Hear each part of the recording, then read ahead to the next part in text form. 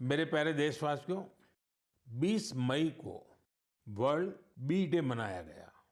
यानी एक ऐसा दिन जो हमें याद दिलाता है कि शहद सिर्फ मिठास नहीं, बल्कि सेहत, स्वरोजगार और आत्मनिर्भरता की मिसाल भी है। पिछले 11 वर्षों में मधुमक्खी पालन में भारत में एक स्वीट रिवॉल्यूशन हुआ है। आज से 10-11 साल पहले भारत में शहद उत्पादन एक साल में करीब 70-75 हजार मैट्रिक टन होता था। आज ये बढ़कर करीब करीब 1.25 लाख मैट्रिक टन के आसपास हो गया है। यानी शहद उत्पादन में करीब 60% की बढ़ोतरी हुई है। हम हनी प्रोडक्शन और एक्सपोर्ट में दुनिया के अग्रणी देशों में आ चुके हैं। साथियों, इस पॉजिटिव इम्पैक्ट में राष्ट्रीय मधुमक्खी पालन और शहद मिशन की बड़ी भूमिका है। इसके तहत मधुमक्खी पालन से जुड़े हजारों किसानों को ट्रेनिंग दी गई, उपकरण दिए गए और बाजार तक उनकी सीधी पहुंच बनाई गई। साथियों, ये बदलाव सिर्फ आंकड़ों में नहीं दिखता, ये गांव की जमीन पर भी साफ नजर आता है। छत्तीसगढ़ के कोरिया जिले का एक उदाहरण है। यहाँ आदिवासी किसानों ने सोन हनी नाम से एक शुद्ध जैविक शहद ब्रांड बनाया है। आज वह शहद जैम समेत अनेक ऑनलाइन पोर्टल पर बिक रहा है। यानी गांव की मेहनत अब ग्लोबल हो रही है। इसी तरह उत्तर प्रदेश, गुजरात, जम्मू कश्मीर, पश्चिम बंगाल और अरुणाचल प्रदेश में हजारों महिलाएं और युवा अब हनी उद्यमी बन चुके हैं। साथियों, और अब शहद की केवल मात्रा नहीं, उसकी शुद्धता पर भी काम हो रहा है।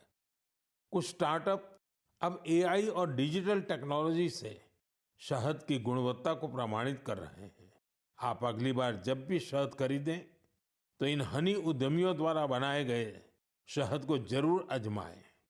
कोशिश करें कि किसी लोकल किसान से, किसी महिला उद्यमी से भी शहद खरीदें, क्योंकि उस हर बूंद में स्वाद ही नहीं, भारत की मेहनत और उम्मीदें घुली होती हैं। शहद की ये मिठास आत्मनिर्भर भारत का स्वाद है। साथियों, जब हम शहद से जुड़े देशों के प्रयासों की बात कर रहे हैं, तो मैं आपको एक और पहल के बारे में बताना चाहता हूँ। ये हमें याद दिलाती है कि हनी बीज की सुरक्षा सिर्फ पर्यावरण की नहीं, हमारी खेती और फ्यूचर जनरेशन की भी जिम्मेदारी है। ये उदाहरण है पुणे शहर का, जहाँ एक हाउसिंग सोसाइटी में मधुमक्खियों का एक छत्ता हटाया गया। शायद सुरक्षा के कारण या डर की वजह से, लेकिन इस घटना ने किसी को कुछ सोचने पर मजबूर कर दिया। अमित नाम के एक युवा ने तय किया कि बीज को हटाना नहीं, उन्हें बचाना चाहिए।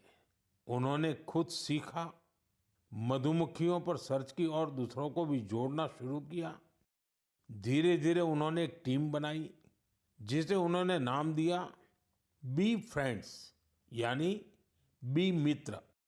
अब ये बी फ्रेंड्स मधुमक्खियों के छत्तों को एक जगह से दूसरी जगह सुरक्षित तरीके से ट्रांसफर करते हैं, ताकि लोगों को खतरा न हो और हनी बीज भी जिंदा रहे। अमित जी के इस प्रयास का असर भी बड़ा शानदार हुआ है। हनी बीज की कॉलोनी बच रही है, हनी प्रोडक्शन बढ़ रहा है और सबसे जरूरी है, लोगों में अवेयरनेस भी बढ़ रही है। ये पहल हमें सिखाती है कि जब हम प्रकृति के साथ तालमेल में काम करते हैं तो उसका फायदा सबको मिलता है।